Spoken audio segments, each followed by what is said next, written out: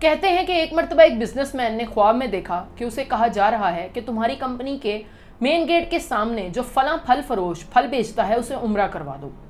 جاگنے پر business man کو وہ خواب اچھی طرح یاد تھا، لیکن اس نے اسے اپنا وہم سمجھا اور خواب کو نظر انداز کر دیا۔ لیکن اگلے 3 روزوں سے مسلسل وہی خواب آنے لگا، تو اس نے ایک امام سے رابطہ کیا اور اسے اپنا سارا خواب بتایا۔ اس پر امام صاحب نے کہا کہ اس شخص سے رابطہ کرو اور اسے عمرہ کروا دو۔ اس پر بزنس مین نے اپنے سیکٹری سے اس پھل فروش کا نمبر معلوم کرنے کے لیے کہا اور اگلے ہی روز اس سے رابطہ کیا اور اسے فون کر کے کہنے لگا کہ مجھے خواب میں تمہیں عمرہ کروانے کے لیے کہا گیا ہے، میں جتنی جلدی ہو سکے اس نیک کام کو کرنا چاہتا ہوں۔ اس پر پھل فروش ہنسنے لگا اور کہنے لگا کہ بھائی صاحب، مجھے تو مدت ہوئی، میں نے فرض نماز تک ادا نہیں کی، میں نے کیا عمرہ کرنا ہے؟ اس پر بزنس مین اصرار کرنے لگا تو پھل فروش کافی بحث کے بعد مان گیا اور کہنے لگا ٹھیک ہے، میں عمرہ کرنے کے لیے تیار ہوں، لیکن میرے سارے اخراجات تم اٹھاؤ گے۔ اس پر بزنس مین راضی ہو گیا اور دونوں نے ایک دوسرے سے ملنے کے لیے مقررہ وقت طے کر لیا۔ اگلے روز جب وہ دونوں ایک دوسرے سے ملے تو بزنس مین اس کی شکل و صورت اور وضاحت دیکھ کر ہی پہچان گیا کہ یہ شخص زیادہ مذہبی نہیں لگتا۔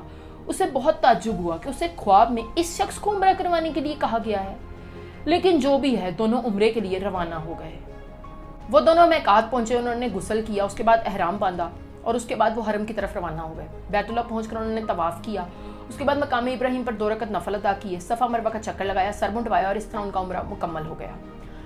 جب وہ واپسی کی تیاریاں کر رہے تھے تو ایک دن حرم سے نکلنے سے پہلے پھل فروش نے بزنس مین سے کہا کہ میں حرم سے جانے سے پہلے 2 رکعت نفل ادا کرنا چاہتا ہوں۔ اس پر بزنس مین کو کیا اعتراض ہونا تھا؟ اس نے کہا پڑھو نفل، بہت شوق سے پڑھو۔ پھل فروش بزنس مین کے سامنے ہی نفل ادا کرنے لگا، لیکن جیسے ہی وہ سجدے میں گیا اس کا سجدہ بہت لمبا ہونے لگا۔ اس پہ بزنس مین نے اس کو ہلا کر دیکھا تو کوئی حرکت نہیں ہوئی۔ بزنس مین کو احساس ہوا کہ پھل فروش کی روح تو حالت سجدہ میں ہی پرواز کر چکی ہے۔ اسے پھل فروش کی موت پر بہت رشک آیا اور وہ کہنے لگا کہ کاش ایسی موت مجھے نصیب ہوتی۔ خیر، پھل فروش کو وہیں غسل دیا گیا اور وہیں اس کی نماز جنازہ ادا کی گئی۔ ہزاروں فرزندان اسلام نے اس کے نماز جنازہ میں شرکت کی۔ پھل فروش کے گھر والوں کو بزنس مین نے اطلاع دے دی تھی اور اس کے گھر کا سارا خرچہ اس نے اپنے ذمہ لے لیا۔ اب جب وہ ملک پہنچا تو وہ اس کی بیوی کے پاس تعزیت کرنے گیا اور اس سے کہنے لگا کہ تمہارے شوہر نے ایسا کون سا نیک کام کیا تھا کہ اس کا اتنا عمدہ انجام ہوا اور اسے سجدے کی حالت میں موت آئی۔ اس پر اس کی بیوی کہنے لگی کہ بھائی صاحب، میرا شوہر کوئی نیک آدمی تو نہیں تھا، لیکن اس کے اندر ایک بہت ہی اچھی عادت تھی۔